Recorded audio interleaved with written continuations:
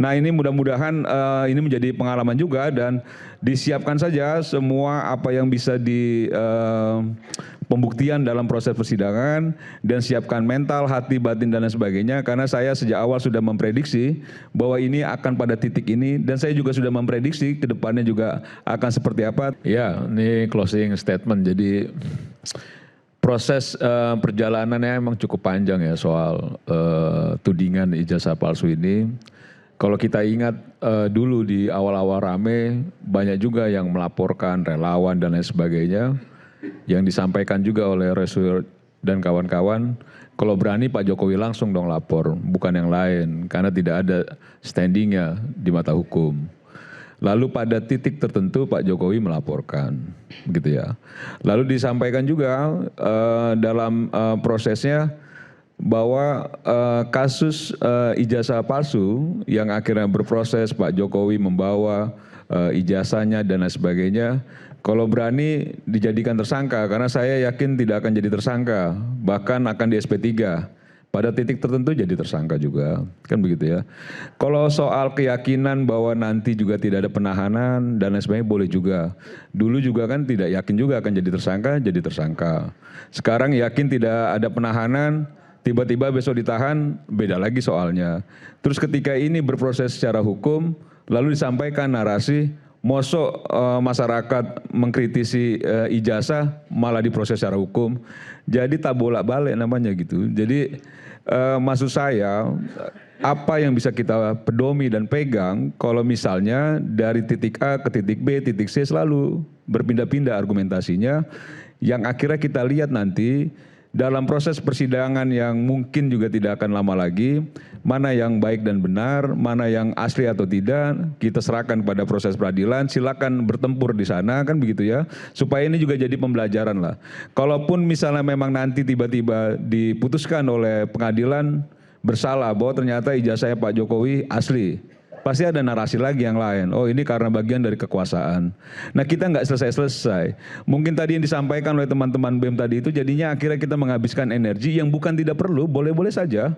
Tapi energinya terkuras habis di situ. Sedangkan banyak hal yang sebenarnya butuh energi yang cukup besar dari semua anak bangsa gitu loh. Nah ini mudah-mudahan ini menjadi pengalaman juga dan disiapkan saja semua apa yang bisa di pembuktian dalam proses persidangan dan siapkan mental, hati, batin dan lain sebagainya karena saya sejak awal sudah memprediksi bahwa ini akan pada titik ini dan saya juga sudah memprediksi ke depannya juga akan seperti apa tapi nanti akan saya sampaikan. Terima kasih. Oke, baik. Bung Rustam menyerahkan kepada pengacara ya. Bang Azam Khan, silakan Bang Azam. Terima kasih. Assalamualaikum warahmatullahi wabarakatuh. Waalaikumsalam.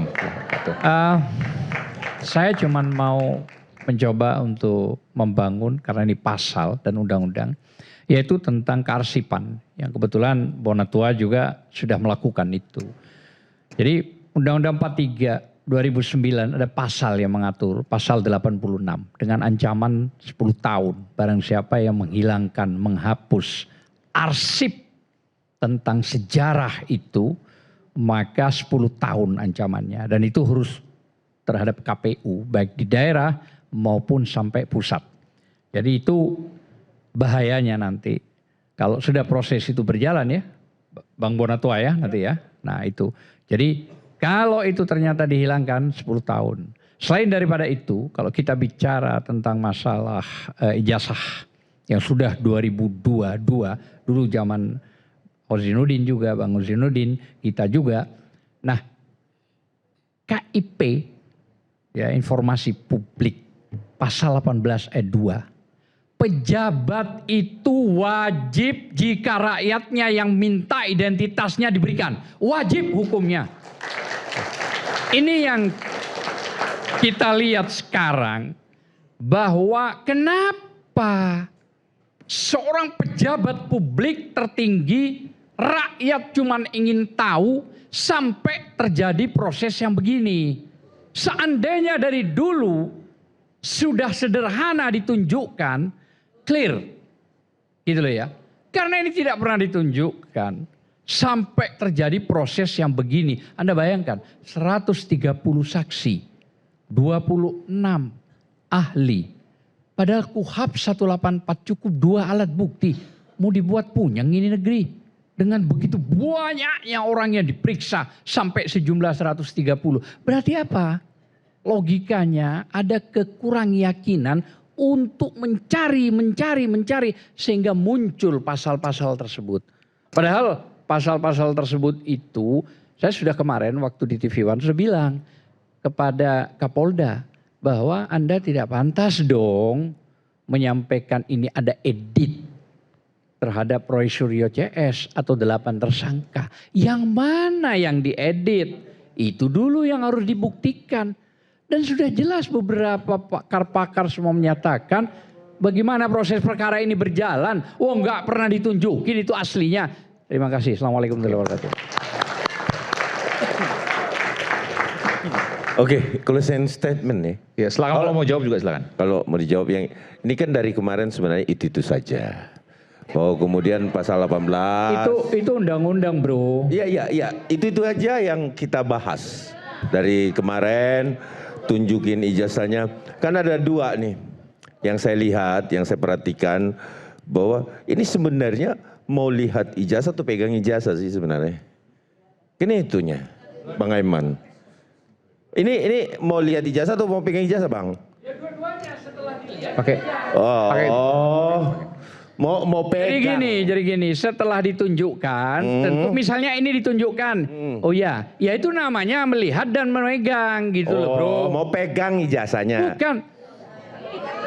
Anda kan menunjukkan ijazah. Biar saya paham dulu nih. Iya, saya kasih pemahaman biar Anda paham gitu loh. Anda kan bilang tadi, apakah ijazah itu Anda cuma mau melihat atau mau megang? Saya bilang kedua-duanya. Oh, dua-duanya mau Iya pegang. dong, kalau sudah ditunjukkan, dipegang dong. Kan begitu? Oh, itu. Ya gimana sih sederhana begini aja bingung. Kalau itu mau aslinya atau fotokopinya, Bang? Terus, iya kan? Kan itunya. Anda seperti berpuisi sebenarnya. Bukan. Kan kalau kita. Ya aslinya dong yang asli. diminta. Kalau aslinya mintanya sama Pak Jokowi.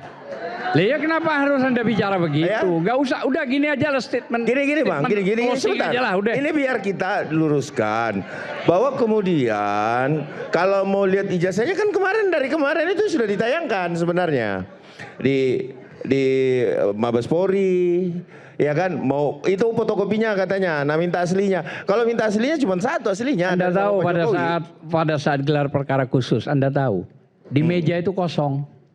Nggak ada sama sekali beberapa jenderal yang hadir di situ. Kan sudah dijelasin juga sama ahli Bang justru kemarin. itu namanya gelar perkara khusus. Itu juga. Kalau tidak ada kewajiban, kenapa kita diundang untuk hadir? Kan itunya. Tidak ada kewajiban penyidik untuk menunjukkan kepada Bapak. Itu kan sudah juga kita bicarakan sebenarnya. Jadi ini aja tak bola-balik. Penyembunyian. Jadi saya rasa. Kenapa sih kalau nunjukin biar fair kok masih bahasa itu yang dipakai? Nanti di pengadilan, Bang. Pasti ketemu. Di pengadilan ditunjukkan. Pasti. Anda yakin itu? Saya yakin. Yang asli. Sidang perdata lebih Saya dari 4 yakin. kali nggak pernah hadir. Nggak pernah hadir mau nunjukin. Hadir saja nggak pernah. Kita yang pegang perkaranya. Ada Bang Kusnudin juga pegang. Nggak pernah hadir prinsipal yang namanya Pak Ya Jokowi. insya Allah hadir. Nanti kalau udah hadir narasinya jangan yang lain lagi. Iya. Ya enggak lah. Iya, makanya insya Allah Anda bisa Ditunggu menjawab aja, nggak narasi ditunggu yang 4 kali nggak hadir tuh dalam sidang Iya. itu? 4 kali perkara itu. Insya Allah besok hadir. Besok Ditunggu hadir. aja. Ya. Sabar Biar rasa sedikit. kangennya Abang itu hilang. 11 gitu. November Ya. 2025 di Rakyat Bersuara, Bung Semar. 11-11 pasti ya. 11-11. 11. Bung Semar, Bung Ade mengatakan bahwa ketika nanti ada pengadilan, Pak Jokowi akan hadir dan menunjukkan ijazah asli. Iya betul. Ya, betul. Baik. Ini pernyataan penting. Oke, cukup? Baik. Sekarang saya berikan kesempatan pada Bung Bonatua, silakan.